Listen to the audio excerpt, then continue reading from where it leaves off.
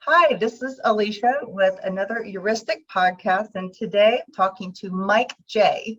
Mike is a serial entrepreneur and a developmentalist. He's a coach's coach and the creator of something called dynamic inquiry, which we may learn a little bit about. I've known Mike for many, many years, and I have learned so much from him, and I'm grateful for the opportunity to speak. Mike, anything that you'd like to add? I think you covered it. I mean, there's no use talking about everything that's already under the bridge. What are we going to do next year? I'm 69 and it hasn't been a good year. And so I'm really, really, really looking forward to 2022 and what we can create there. So that's great. Yeah, it's been a strange year for sure, with lots of ups and downs. Well, the heuristic that I wanted us to talk about, at least to start with, is human nature isn't what we wish it were. Design or act accordingly. I have to say that this one is heavily influenced and informed by what I've learned from you. Maybe I've learned the wrong thing, but to me, we humans like to try and pretend like everyone else is more like a robot machine that we can program or influence in the way that we like. But when we create systems or designs or policies, darn those humans, they're bound to do something that we didn't expect. And so I like to remind myself and others that human nature isn't necessarily what we hope or wish. And we should think about that when we're proceeding. What do you think about when you think about that heuristic? Well, it reminds me of a story James Hillman taught. He was teaching Religions of the World on audio tape back when there was no Zooming. And someone asked a question to one of the Indian gurus about would they talk about God? And the guru thought for a moment and said, well, would you like me to talk about God with form or without form? And I think that's always been a good metaphor for me, because something you said in the intro of this heuristic, which I think generally I agree with. I mean, there's a couple points that you could nuance about it, but in general, I think that you have pretty good idea in that heuristic. And I think the real thing is what you said, and that is to continue to remind yourself that people are human. Too many people, I think, go black or white, so it's this nature versus nurture and argument all the time. Matt Ridley wrote a great book, and I think it was called Nature via Nurture or something like that. But in it, he talked a lot about the things that we probably should really try to keep in mind. I've been having thoughts lately, and just before the call, I was thinking about, how much of my life has actually been conscious.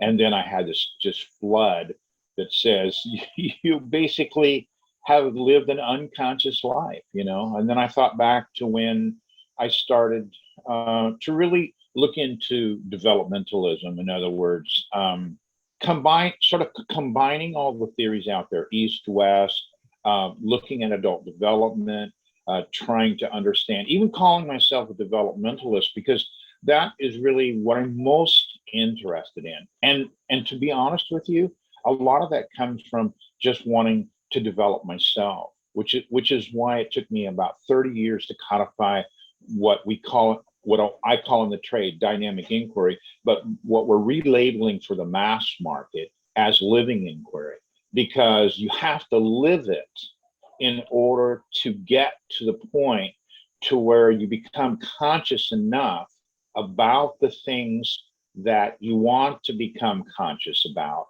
And that is usually the nature of ourselves. I mean, the thing is I really believe that nature plays a much more significant role in our lives than we give it credit for, because we don't understand it well. And because of the polarity, the black and white, we think, oh, well, we don't want to be a robot. We don't want to be someone who's deterministic and all that. But I go back to Marx of Buckingham. I think the book was Go Work on Your Strengths or something like that. It has a great cover and yellow writing on it. And inside's a pretty cool assessment where you can check to see how much of the time you are working in strengths.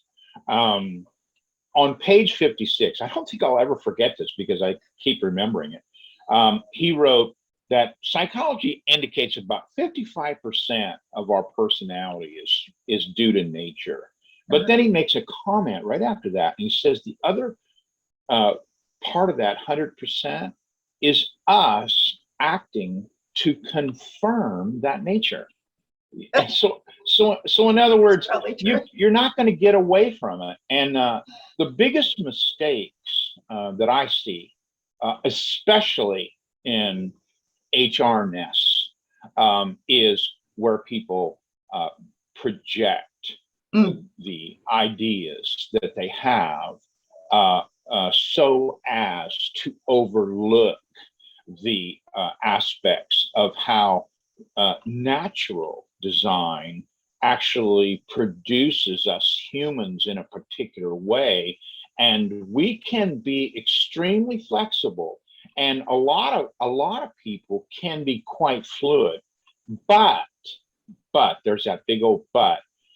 You have to understand the nature of things, or if you don't, it's going to bite you.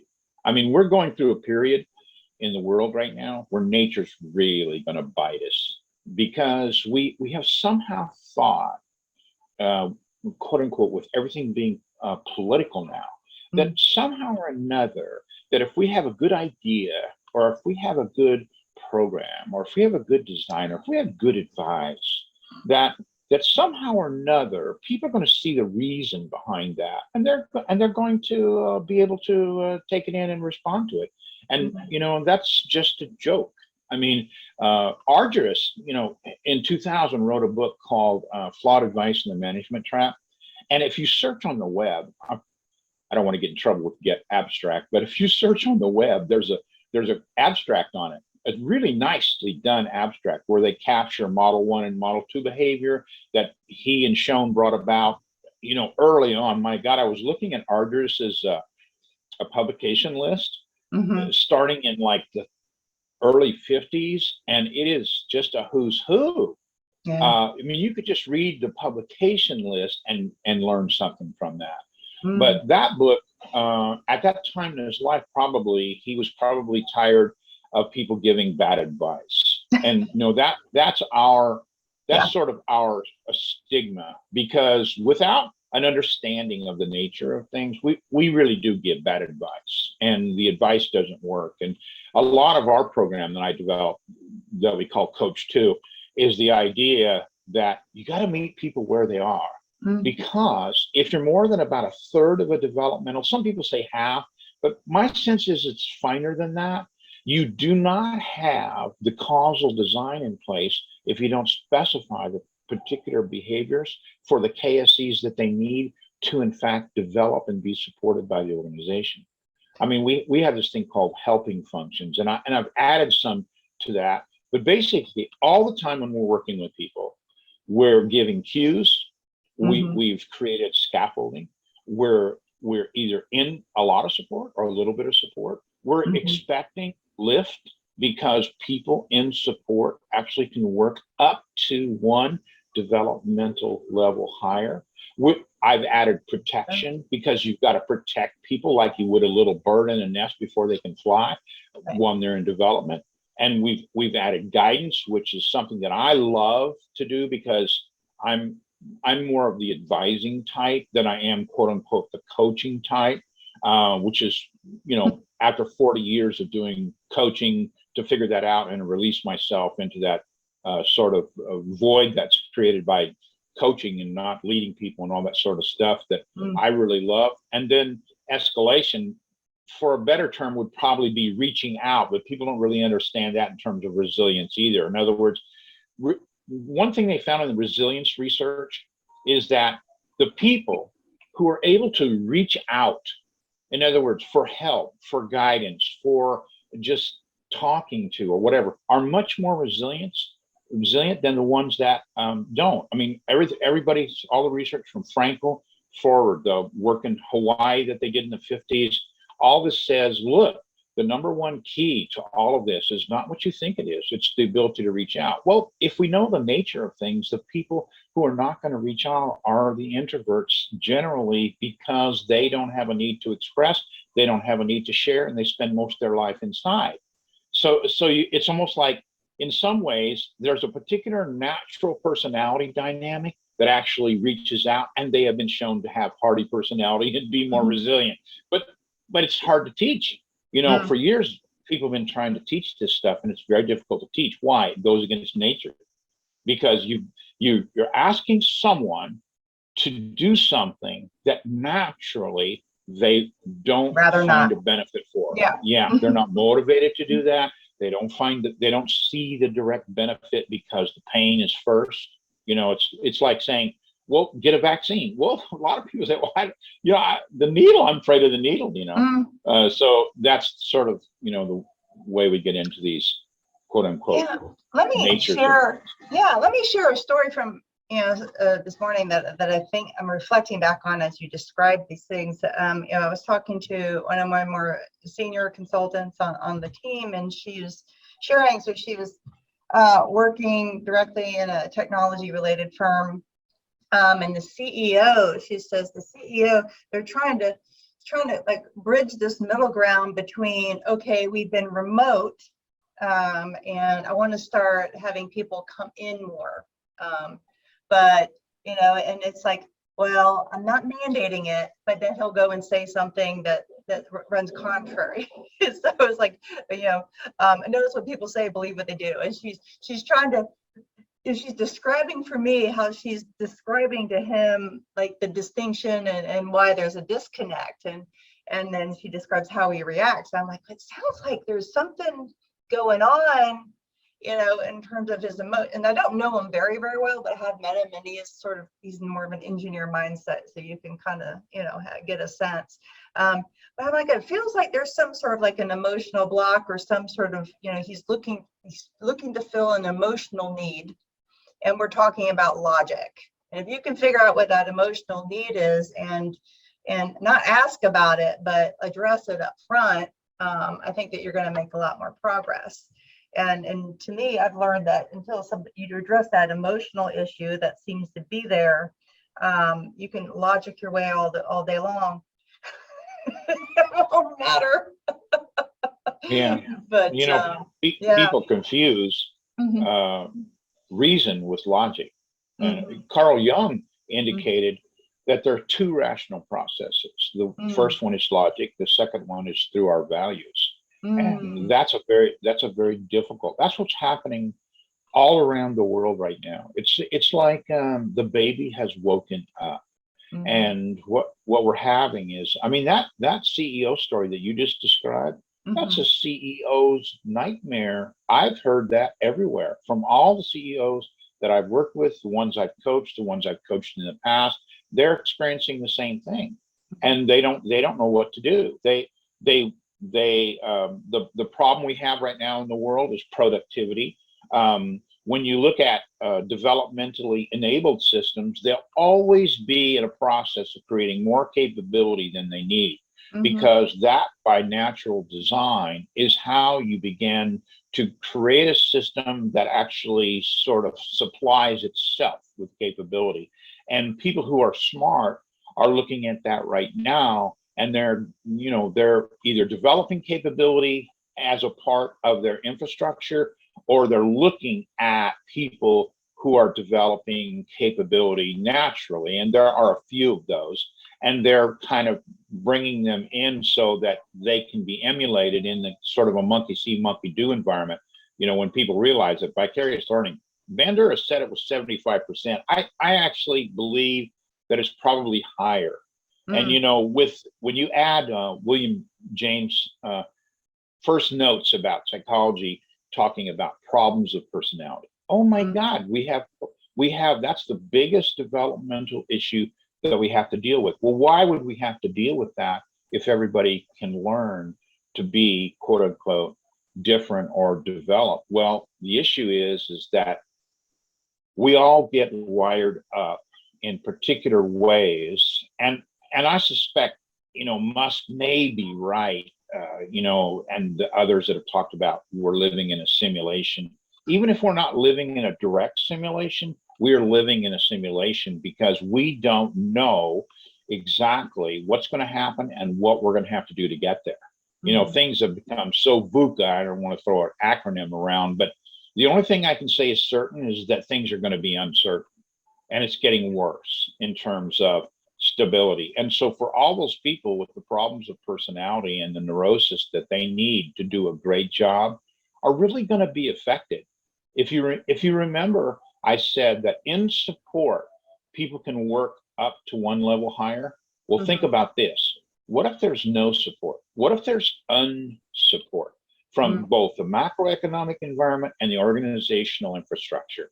Can people be actually working at a level below their potential? Yeah. Yes. And what you're going to see going forward is if I could give any good advice right now, I would say you've got to put support back in the system. Even if you don't have the things that you need right now, you've got to rescaffold the system, change the queuing efforts, and you've got to put support back in the system because people are under so much pressure and so much stress that in fact is causing them to work below their potential.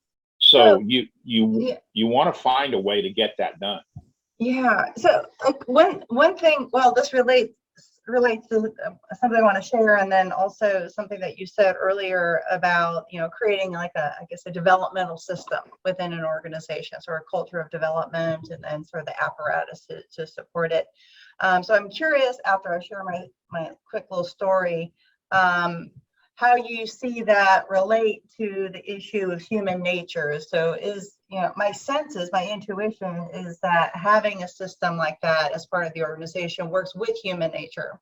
If it's done, I guess, in a way that leverages strengths and starts where people are, et cetera, right? If it's properly, I guess, designed. But one before we do that, one thing that comes up pretty commonly is middle managers, especially, or leadership in an organization, is sort of learning that their job isn't just operational efficiencies, directing, profit margins, and those sorts of things, but it is that plus coaching and creating and growing one's team. And what's been really interesting, because I've seen this transition happen before my eyes, is that you don't even have to push the flywheel very hard. If you give people the resources, the leadership supports it. As soon as these leaders experience what it feels like, it feels so right, that they continue on their own and will continue to do it, so long as they aren't prevented by anything else. I mean, have you seen that happen? And do you feel like this idea of a developmental apparatus and system in an organization is in keeping with human nature? Let's see, you got an hour? No. Well, I mean, if you unpack your questions and your inquiry, there's a lot of nuanceable issues that you have to understand before you can sort of crawl up the steps. And I think the first one is different than me. That would be something, an axiom, a heuristic that people have to understand. If you're going to create development within an organization, it can't be without the understanding that people are different than me. And so the idea, people started the diversity issue, long term. I've lived my whole life through that. I was one of the first Marines when they integrated the squad base to be white with black. And so, I've lived this all my life. But the one thing that I really think that we're missing is developmental diversity and personality dynamics diversity. And so this whole car wash that they're trying to create right now, and there's a metaphor here, you don't want to create a car wash. What you want to understand is, one, how do we get people in the organization to recognize that people are different? And that causes one thing to happen: consciousness raising. Okay, because you have to become conscious in order to notice the differences that people have. So whatever you do, you need to have some mechanisms in place to help people get the language of how people are different. One of the ways that we do that is through an assessment portfolio that is a very short thing. I mean, you can do interviews, there's hundreds of ways to get at this, but just doing a couple of assessments to understand, they prefer going this route when they prefer it's like when you gave me the wink in the video about quote unquote engineering type. The idea is to understand what really does that mean, and consciously can I recognize that and note when it's there and note when it's not going to be there, and try to understand how to create the developmental infrastructure in the organization that supports developmental diversity. And see, that's the thing that we're entirely missing right now. People learn differently. The whole idea behind developmentalism is learning. And the idea is that some people have learning curves that are more, I would call them lateral, which means they will want to incrementally increase their knowledge, skills, and experience over time to develop. That's perfectly fine. And then there are others that have a much steeper mode or curve or trajectory that one needs to understand that they'll need to be exposed to more things that have a variety of KSEs, and that they will not necessarily have their cookies and milk working incrementally in knowledge, skills, and experience. So the thing is for a developmentalist to try to understand what are the differences in people, and how will those differences begin to play out in the cues that you give them, in the scaffolding that you create with projects, the support that you're able to give. I mean, most people do not know how to support other people. And if you realize how important it is that people can work actually above their current level of capability and access their potential with the right kind of support, you will get lift, you will get traction. But that takes you stepping back consciously and understanding that difference between people being where they are and understanding where they would like to go, and then what's involved in those next steps. Ardress is really great about that. He says, look, you can't give actionable advice if you don't specify the behaviors. It's not part of a causal design, and the people can't learn the KSEs, and if the organization doesn't support it, it's not actionable. And see, this is the big thing that's happening today, is we're loading up people with non-actionable stuff, and that is causing their coping system to utilize all the developmental energy. See, learning requires energy and information, and even in the quantum sense, when you look at how the energy in the organization and how the information flows, you begin to understand then what people think about natural design. And that's the nature of things. The nature of things is I can tell, if you tell me the information that you're taking in and that you're getting, I can tell you the rest. Because that is what we don't understand is that we feed our value system with things that confirm it. And by taking in particular kind, you read this, you listen to this, you watch this, I can tell you what your values are going to be, because the information feeds that system. It's confirming it. It's the people who are able to take the stuff in that they don't like. It's the people who are taking the stuff in that is unreasonable, that are trying to be conscious about that. And of course, that in itself is a problem of personality. So you see, the nuance of this is an understanding, number one, different than me, and number two, what is different? How are they different? So that you can begin to step back from yourself and say, I may be sending them mixed messages. It's like the CEOs. The CEOs right now are throwing their hands up in the air and saying, well, we need to get back to work. That's kind of how the system is naturally supported. And we've got people away, we've got people doing this, and we don't know what they're doing. Productivity is going down. We're having enough time anyway. Why can't we bring all this stuff back in and kind of get a handle on it? Well, And then they say, well, it's okay to work from home. Well, that's just super mixed messages that you're sending, and people are going to respond to that in very weird ways. And that's what we're seeing right now in the work environment. Yeah. Well, but what I've learned, and I've been remote or hybrid remote for over 10 years, so it's unusual. Whereas some people, it's a quite new experience.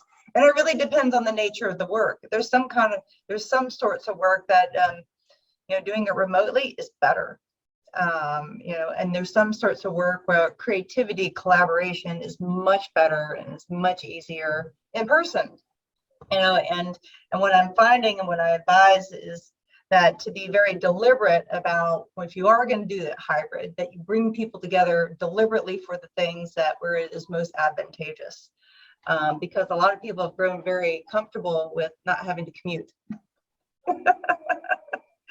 Well, I mean, there's all kinds of issues that go with that. I mean, when I think about it, think about the prep time that most women and some men have just getting ready to go to work, whether it's a single mother, whether it's somebody in a challenging household, putting on makeup, trying to figure out what to wear. I mean, there's just so many things involved that automatically sort of go away because most of us just worry about this right here, and we don't have to worry so much about the rest. And so this, for me, when we begin to examine what it is we're doing to people to bring them to work, then that sort of helps us begin to understand. The other thing is the social element. Some people want to be around other people.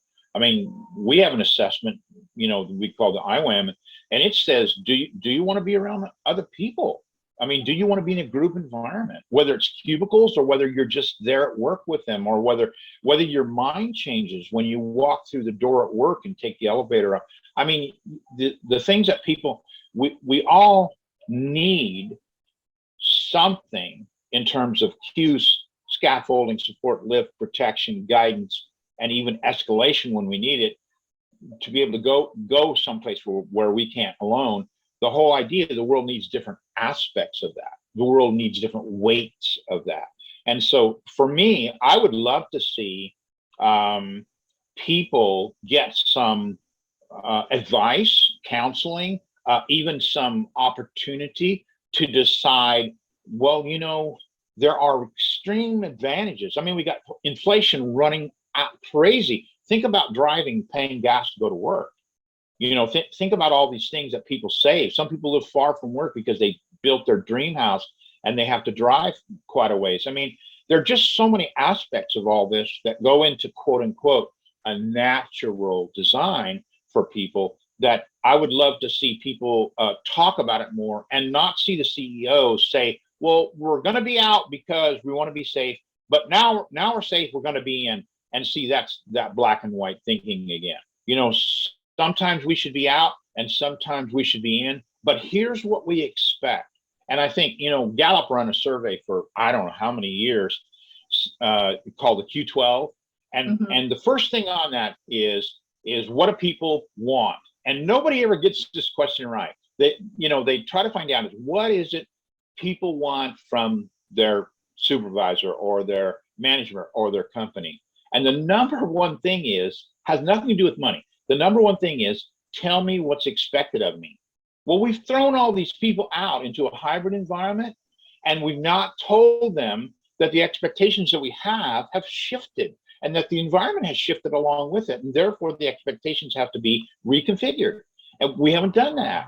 And that's what Ardra said. Ardra said, specify the behaviors, specify the concrete behaviors. And we all take that for granted. Oh, we're all smart people. We've been to school. We've been done this one. But people don't understand what the hell a concrete behavior is around working at home or coming in, or when they should do this or when they should do that, or jump on Zoom or stuff like that.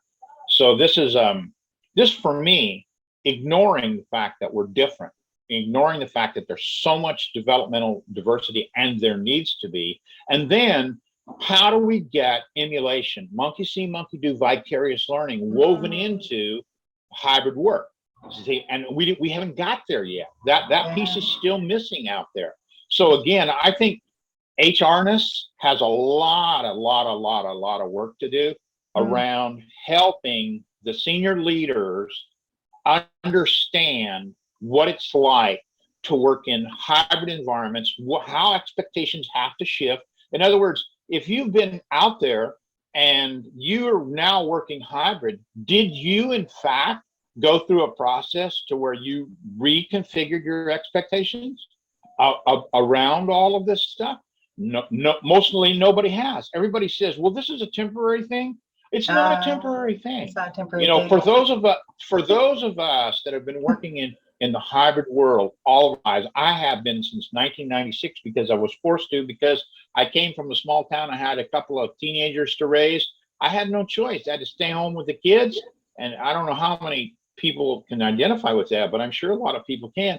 And so I had to work virtually starting in 1996. I mean, we were working off a 300 baud modem. And, we finally got ISDN, which is 64K both ways. And it was like 5G, I mean, your whole life changed at that point in time from a small, cornhusker town near the Wyoming border. So, yeah. So policy that accounts for human nature. So one of the key things is to keep in mind that different people are different. And not only are different people different, it is a good idea to deliberately have different people being different in your organization on purpose, so that you don't have massive blind spots because everyone's too much the same. Would that be fairly accurate? Sure, and I would just add one thing. You want the people who are different and successful to be emulated. So how are you going to set up that? One of the biggest things that you and I may have run into because of similar association with Lectical's work in human development is this idea of situational awareness, skill awareness, and emulation. And because we know that people learn from vicariousness, how do you create that in the hybrid environment? And we haven't thought about that much. And this is the thing. Look, you can be hybrid and you can still have emulators, and you can still have people to be emulated, and who those are and how they are. And to the extent that you provide people with other successful people they can emulate, you'll cut the distance down in terms of how far people have to go to get there. And see, that's the thing you want to do in the physical environment. That's the thing you want to do in the hybrid environment. That's the thing you want to do in work at home, because very few people are cut out to work at home. Very few people in our world are cut out to work without a lot of structure. People go to hell when they lose structure. I saw it in athletics, college athletics. When I left, most of the people didn't have that structure anymore. They weren't told to go to class. They weren't told to study. They weren't told to do this and do that. Same thing in the Marine Corps. When I got out of the Marine Corps, I saw the people fall apart. Suicides happen because people lose the structure. Same thing when people leave an organization that they've been with for a long time. They lose the structure. They go downhill. So in other words, generally speaking, the nature of things is that most of us need to hang our hats on some kind of structure, and there's a hell of a lot more of us that need to be told what to do than we actually think. So this mistaken idea that if you say something reasonable, that's going to work or be actionable, that's bordering on just a little bit of crazy. And so most of our CEOs are getting a chance to go to the insane asylum right now because they're freaking out, because they only know, for the most part, they only know how to do work through an organization that's in person most of the time. And that's how things work. Now that we've gone safe, and now that we've done these other things like that, they haven't ever really, probably, except in some of the sales organizations, worked like that. And therefore all those KSEs and all the things that they learned, they're not working right now. And so I think CEOs in general, senior leadership, is working at a level below its potential as well. And I think it's really harming organizations, harming climate, harming competitiveness, harming how people feel about things, morale. I mean, we can just go down the list. And so the real look that people need to take is what is it like to understand diversity, developmental diversity, personality dynamics diversity? What is it like to understand that? And how will each person, this is especially important for HRness, is how will each person respond to the different set of expectations? Or how will people be able to set expectations that are different than the expectations that have been set for them in order to bridge the gap in the system and continue to be productive? Because if productivity doesn't raise, the only choice, it seems the only choice, because the way things are, is we're going to have massive cost cutting going on. I mean, that's one of the alternatives that we know works. However, the unintended consequences are horrible. And that's where we're moving. You're going to watch the next decade. You're going to see a lot of people throw up their hand and say, there's nothing else we can do. We're going to have to cut people. We can't do this. I mean, so I expect, things, the nature of things, to bring AI much more quickly so that they can salvage a lot of the weight that is now currently being carried by people who are doing routine work. I mean, all these kinds of things. So we're going to have to get used to it. Yeah, most, in addition to that, many organizations, most organizations can't even get fully staffed. There's quite a bit of difficulty. There's a massive staffing shortage. In addition to that, every bank that I am tangentially related to keeps pinging me about loans they could lend me. So money and loans are available all over the place. Staff is low. What do we think is going to happen in the next few years? Yeah. Well, I mean, one thing that people don't understand is hyper competitivity, and we're headed that way. I mean, not only that, depending on policy, we will have more or less every country in the world in here soon with all kinds of things that they can provide us with, just like they have taken over manufacturing. Services will be the same. And I mean, everyone says, don't worry about it, because if you don't have to do that work, then you can do other work. And see, that's a blast against nature, because the logic in that is flawed, because the more complex things get, the fewer and fewer and fewer people can actually adapt to it. So now the reason everybody wants UBI, universal basic income, is they know this is coming.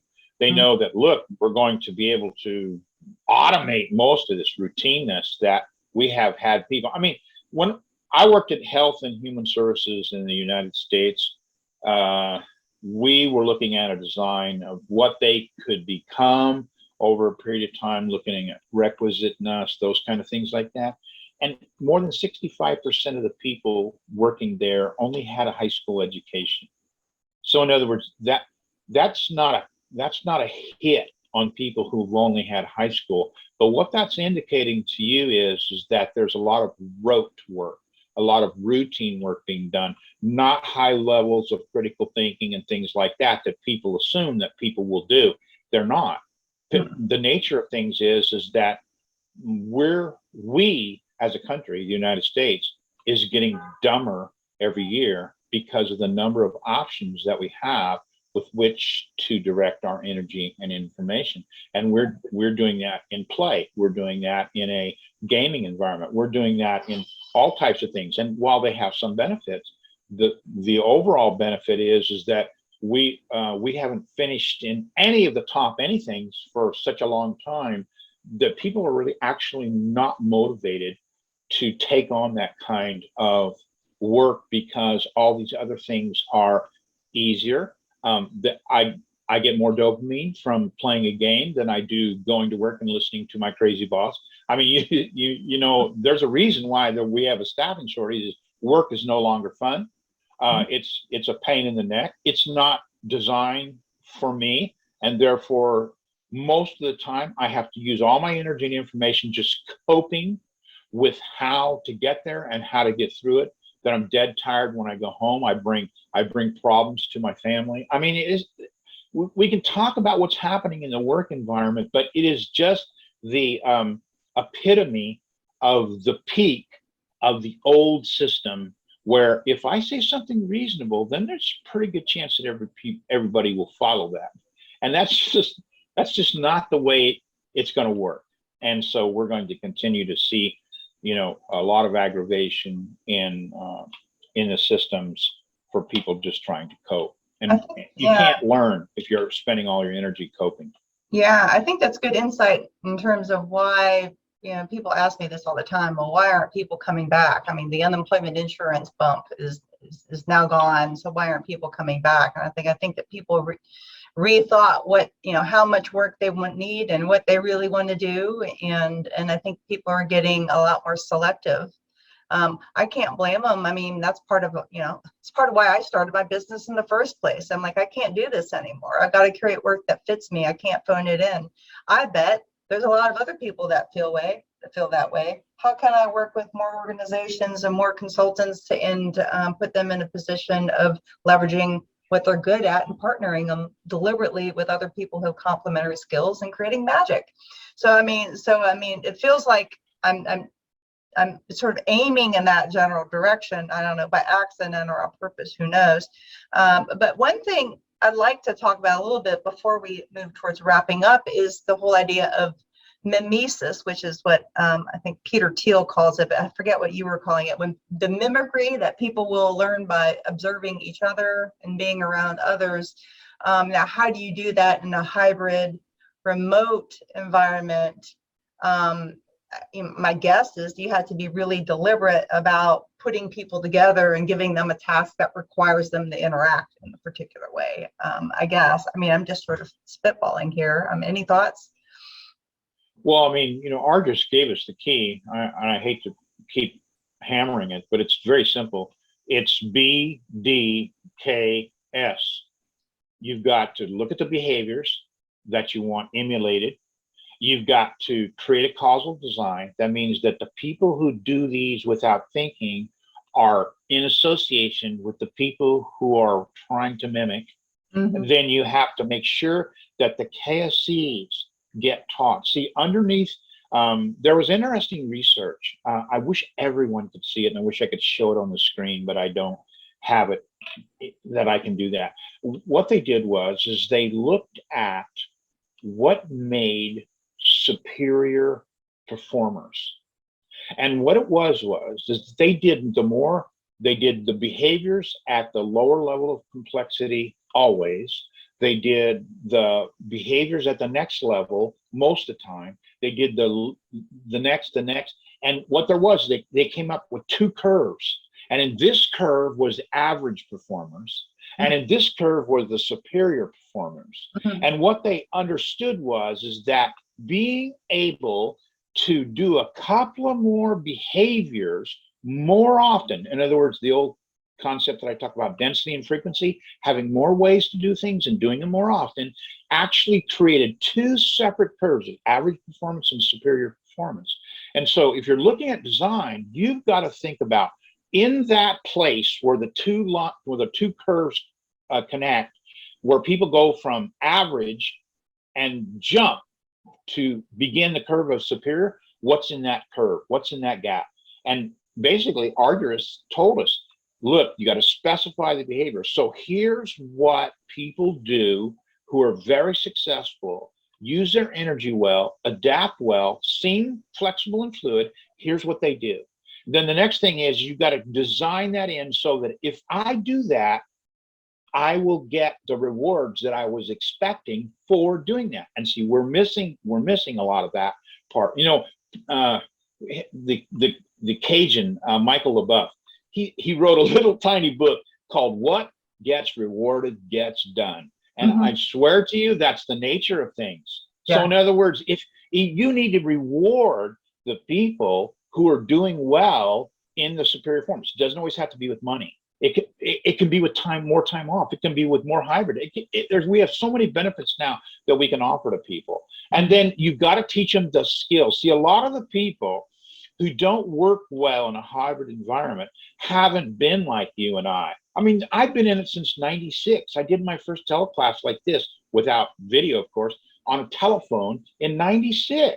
So I've got a lot of water under that bridge. So I understand, look, if it's to be, it's up to me. I got to get my butt up. I got to do things. I got to schedule things ahead of time. I got to get with people I know. I mean, you got to do that. But see, that's not the nature for most people. So I can't project that people will do that just because they see me doing it. I've got to make sure they have the KSEs to do it. So you've got to look at how is it they work? How do they keep their scheduling systems going? How much do they reach out?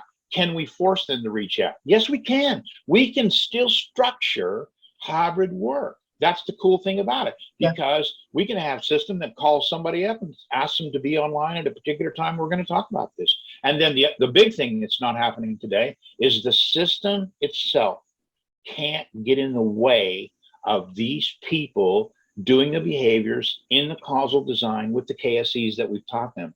Right now, we have a in-place working environment getting in the way of people working in hybrid.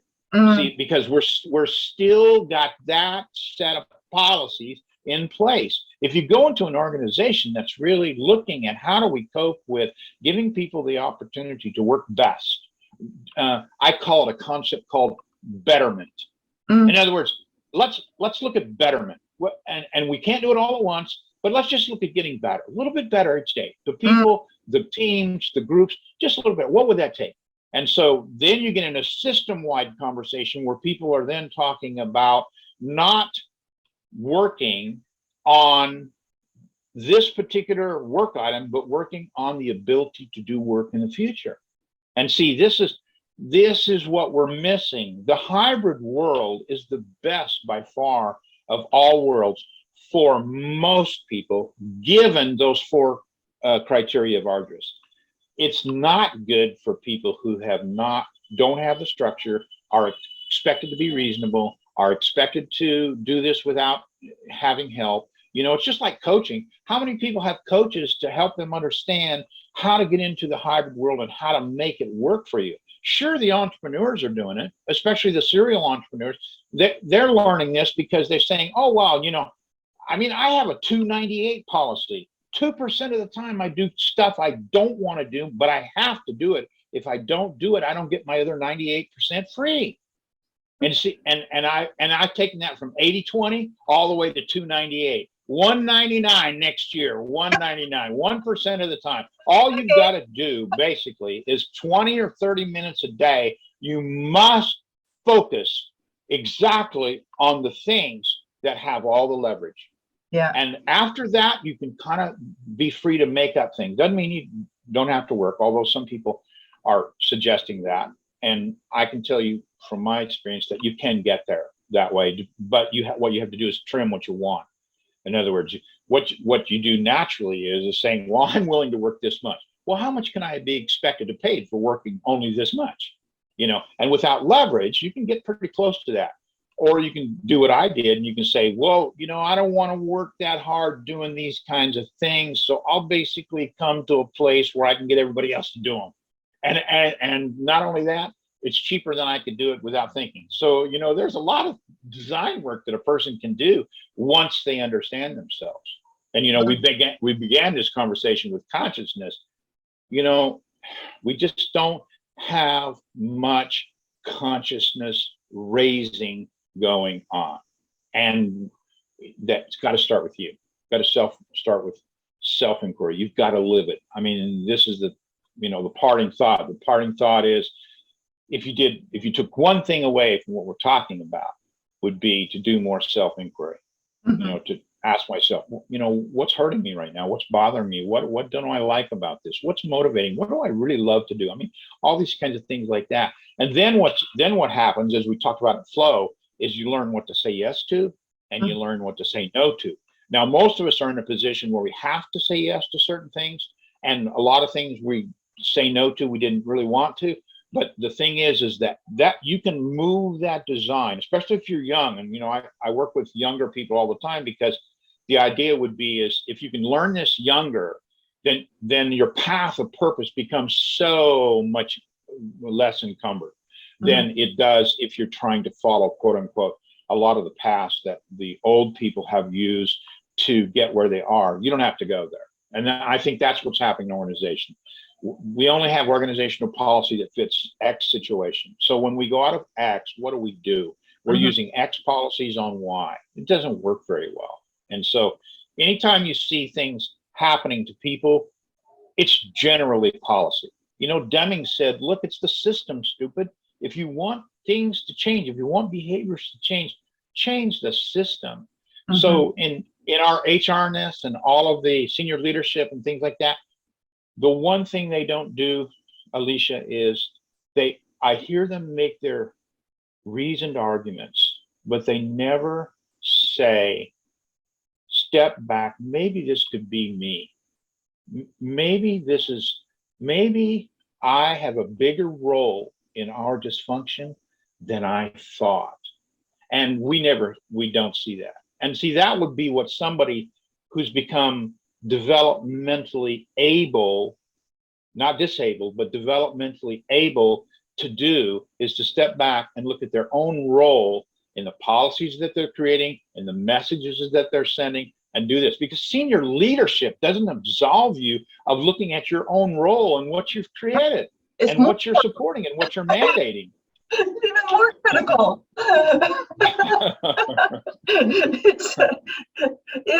It's back to that example earlier with the CEO. One of the things that arose in our conversation is that something that a friend of mine calls executive amplitude is that you say something and you're the CEO, it carries a weight that that somebody else might also say in the organization, and it doesn't carry that weight. And if you're an entrepreneur whose business is growing, you might now be in a case where you have much more executive amplitude than you've ever had before. So you're not even used to it. You may not even be aware that you're like causing some of your own problems. So I think that's self-awareness. I think self-work, being clear on what are the ways that each one of us is different and what's hanging us up. I think that's really, really critical.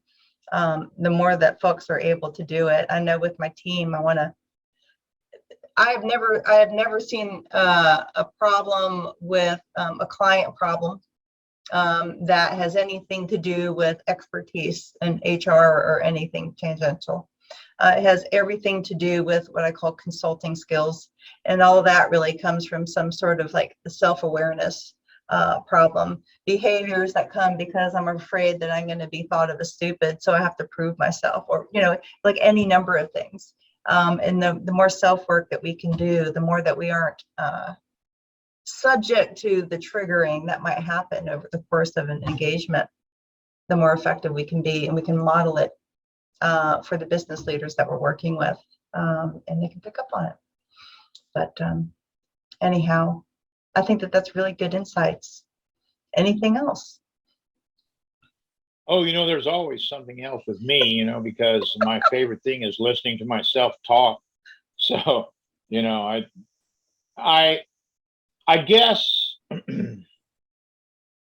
well, I mean, we're thinking, when I say we and the people that I constantly ping or talk to, because see, I'm hardy personality, so I'm naturally able to reach out.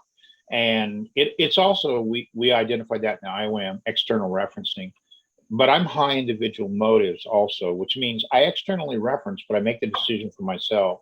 Mm-hmm. A lot of people are high in external referencing, but they prefer to go along with what other people decide.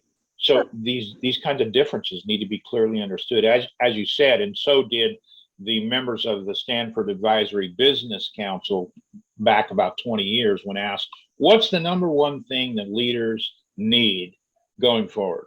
Self-awareness. Mm-hmm. All of them agreed, self-awareness. But is self-awareness taught? No, it's not even talked about.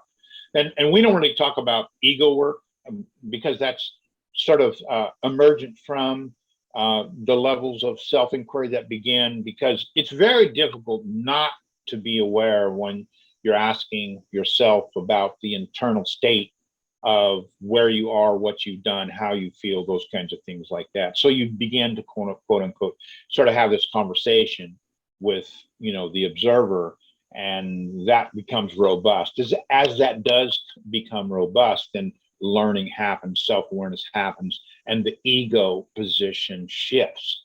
And that's the key. One thing that you were talking about is the ego position. In other words, if leaders can't be vulnerable, if leaders can't be wrong, if leaders can't state their position and listen to other people state their position as well and cooperate with that, then that's where most of the problem lies. As people work below their potential, they become more dependent on their external environment to give them the structure they need. The policies environment is so critical. Most of the policies and organizations should be looked at for the unintended consequences that they are in fact causing. Yeah. And this is where, you know, this is where people like Forrester, you know, who created system dynamics and Ardress and even Senge in, you know, in the dance of change. I mean, if you got one thing from Senge's book, it was that almost all your goals around change are never going to happen. And the ones that do happen, we don't know why. So, I mean, this whole idea that we can design all this stuff in and everything, the best thing we can do is probably self-inquiry, look at perturbing these living systems, creating the policies that not only create the intended consequences, but look at the fallout and the damage that we do with the unintended consequences. So the senior leader says something, but everybody knows he means something else because of his behavior and his actions.